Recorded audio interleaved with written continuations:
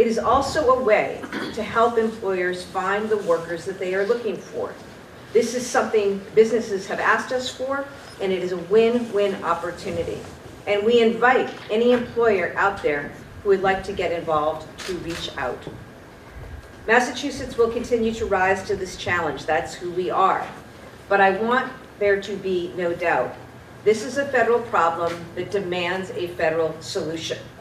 Families are coming in through the federal system, and the federal government must step up to support them. Last week, at our request, officials from the Department of Homeland Security came to Massachusetts to view the situation on the ground.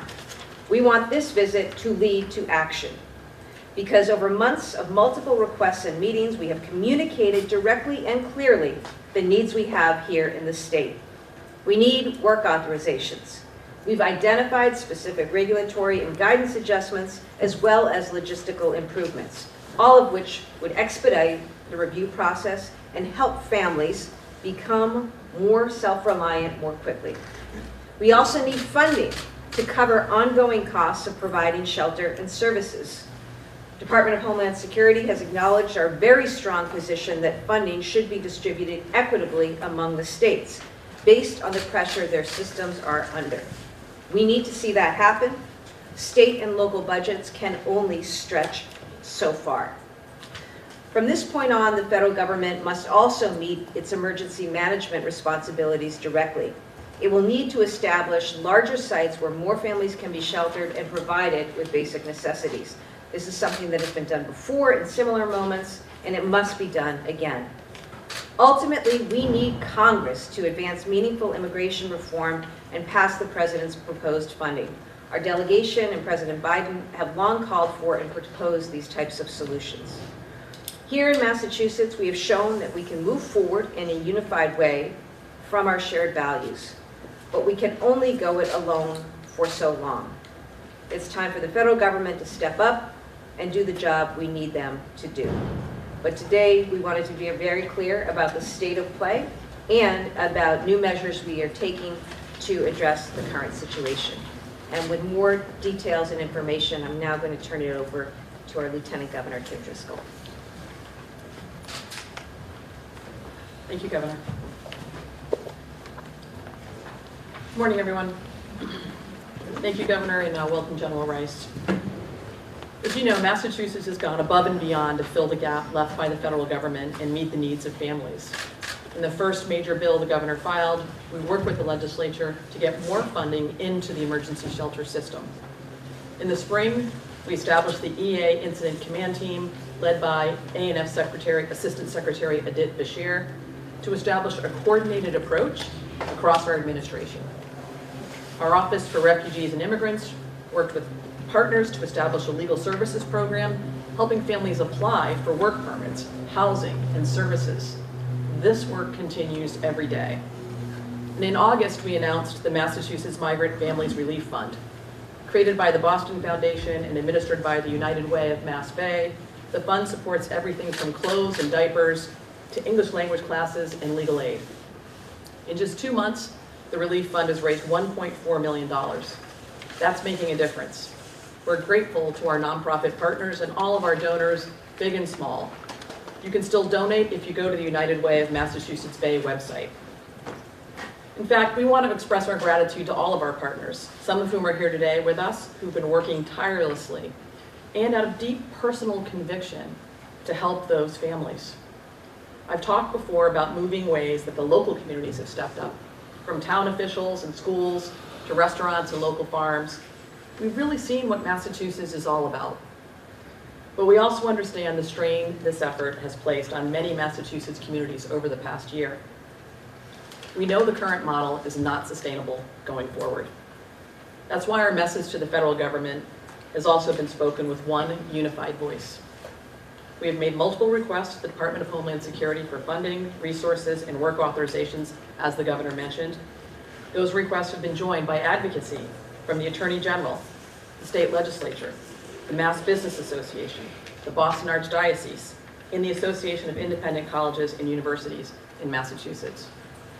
When officials from the Department of Homeland Security were here, they not only got to hear from us, They also visited with local leaders and providers on the ground at shelter sites to see with their own eyes what the needs are and what it's costing us to meet them. This has truly been a collective effort. But as the governor said, with winter months approaching, we know this will be upon us very soon.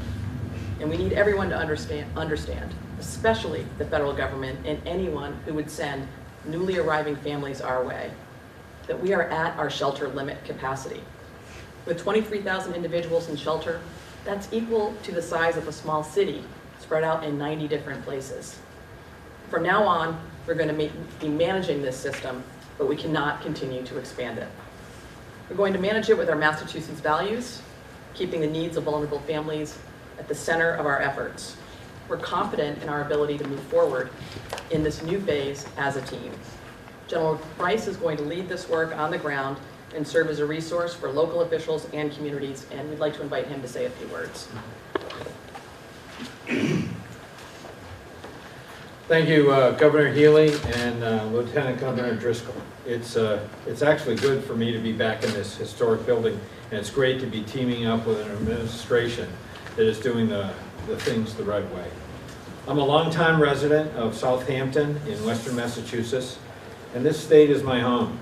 I've raised my family here. I've worked for 30 years here. I have strong relationships across the state and Commonwealth of Massachusetts in the Massachusetts National Guard, to include serving as the Adjutant General. And I've responded firsthand to many statewide emergencies. It is important to me that our state succeeds in meeting this humanitarian challenge. I'll bring all my values and all I've learned to bear on this crisis. I spent a career leading large-scale organizations and emergency response operations. I've learned that communication and partnerships are key to meeting a challenge like this. This is the approach I will bring to this new role, working across the incident command structure that's been already set up in close collaboration with local, state, federal, nonprofit, and advocacy group partners. We will be responsive. We will be transparent and trustworthy in everything we do. And I am honored that Governor Healey and Lieutenant Governor Driscoll have placed their faith in me to lead this critical mission to ensure the safety and well-being of families in Massachusetts. Thank you. Thank you. Thank you, LG. Thank you, General Rice. Appreciate that. Thank you. Happy to take any questions on topic. Governor, is Massachusetts on its own right now? Individuals is that actually? You mentioned 7,000 families. How many individuals are you talking about, and what is the cost currently? Well, there are currently just over 23,000 individuals in shelter right now. Some of those are families from Massachusetts, and about half are families who are new arrivals. About half the population in shelter, though, of the 23,000 individuals are children. Governor, you've been pleading for help from the federal government for months now. Is Massachusetts on its own? You know, I think that we've been really clear and direct with the administration what we need. We certainly need action from Congress. We need Congress to act and fund the supplemental budget request from the Biden administration that would give states like ours more aid, more funding for what we are dealing with, which is something that the states did not create as a problem, but yet we are having to bear the burden of expensing. In terms of the other asks, I've also been clear about work authorizations, about things that they can do to speed the process, to help interior states like Massachusetts, who are seeing a disproportionate number of new arrivals to this country in Massachusetts. Again, I am grateful to all who've stepped forward, and we've seen some amazing work done in communities across Massachusetts, and I'm proud of that effort. It is also the case, and that's why we are being clear, as we will always be with the public, about the fact that we are reaching capacity in our existing shelter system. We expect to reach capacity by the end of the month. We are not ending the right to shelter law. We are being very clear, though, that we are not going to be able to guarantee placement for folks who are sent here after the end of this month. So what happens to those folks then? Well, we're gonna do what we can. Obviously, this is part of why it's so important that we have the exit strategies that we talked about today. The 2 programs to get people working. If people are able to work, they will be more likely to exit the shelter system. And that's in fact what they want desperately, and that's going to happen through one of 2 ways. One, through our work in collaboration with Mass Hire and our workforce regional boards and employers for those who are work eligible right now or near work eligible. The other will be through this job training program set up through Commonwealth Corporation in partnership with employers. That's a nonprofit working with employers to make sure that these folks are able to work. Exiting shelter is very important. It's also why we've included some additional assistance through increases to our rental voucher program, increases to our home base program, which is a way for families, it has been a way for families here in Massachusetts to get support, to get them out of emergency shelter and into housing. Separately, we will maintain a wait list that will be separate from the wait list maintained for our public housing applicants, but will be a wait list separate for emergency assistance shelter housing, and we will be triaging families. The right to shelter law, what happens if the state, comes up against running afoul of the law? People who, would be eligible, a family or a pregnant person needs shelter and there isn't a spot. I'm just, Well, I want to be very clear with the public. We are not ending the right to shelter law. We will comply with the right to shelter law. That said, we are reaching capacity, which is why it's all the more important that we're able to support people exiting shelter and also able to triage the families who are coming in. As I say, that is something where I mentioned how we're going to be triaging families, but we need help from the federal government. That's why I asked again this morning for help from the federal government in opening a congregate site here in Massachusetts. We continue to look to service providers and others who are out there. Many have stepped forward and done incredible things, but we want to be really clear with the public about the capacity that we are reaching and soon to exceed. Sorry. Is this a signal to migrants who are not yet here that Massachusetts is full, that they should not come to Massachusetts?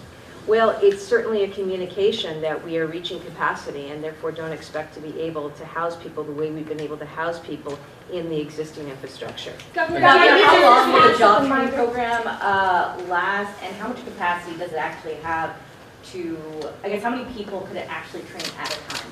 Well, my hope is that it will last as long as it needs to. I mean, the goal here is to get people who are able working, and we certainly know that across industries we have a need. Employers are very much looking for assistance and a workforce here in Massachusetts, and that's why I characterize it as a win-win for the state. I hope there will be interest. I expect there will be interest based on the conversations that we've had with employers and the number of comments from employers about the need for workforce. So it is new. It is an innovation. It is an innovation born out of the situation and our need to try to manage the situation. So we hope to see it scale. I think there will be capacity for it, and I think there will be interest for it. That you haven't been able to, were you able to get any firm commitments from the DHS team about congregate shelter aid, anything like that, or does this announcement today mean that they did not promise anything in the future? No, it doesn't mean that. What it means is here's what's happening here on the ground, and I think as governor, it's very much my responsibility to make sure that we are communicating to the public about the situation on the ground, and that's very important to our communities and others who've been working with us in this space.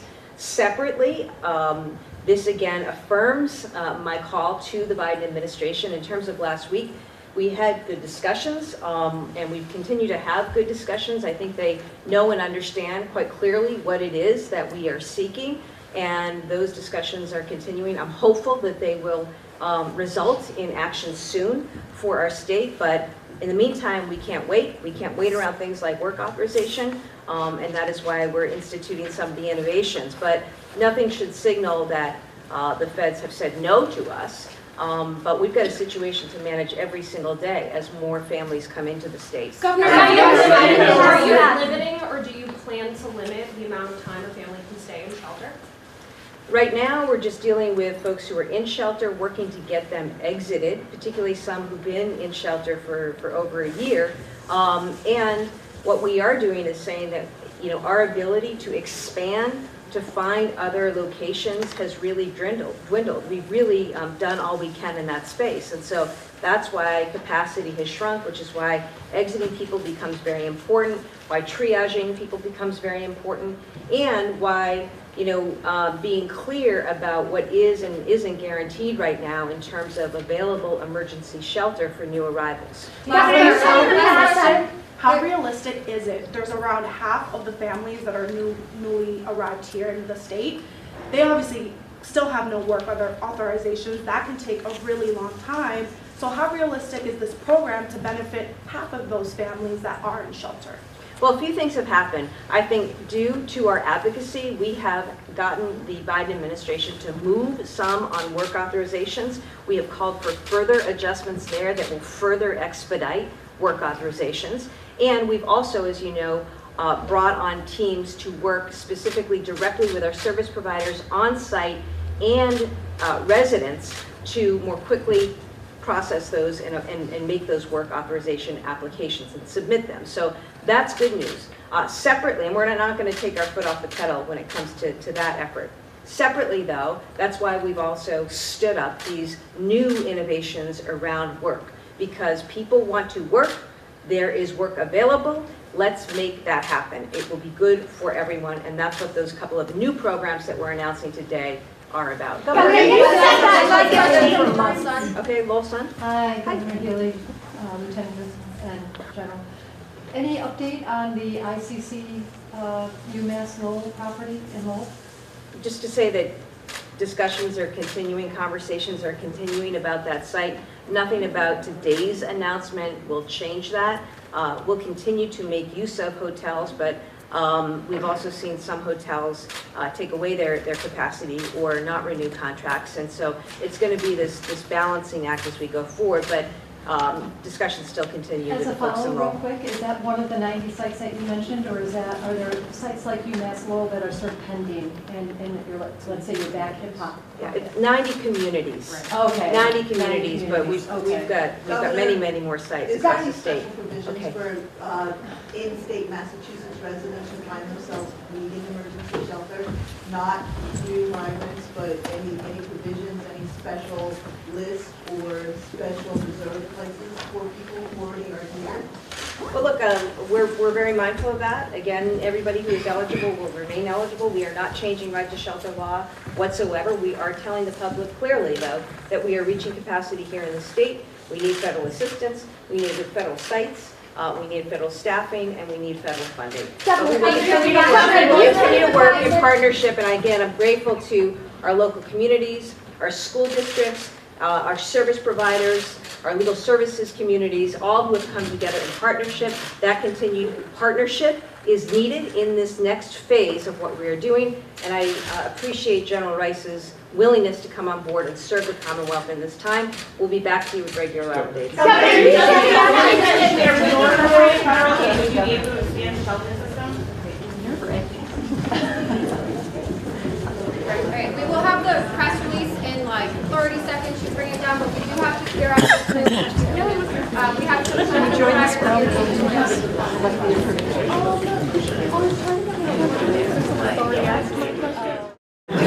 Yeah.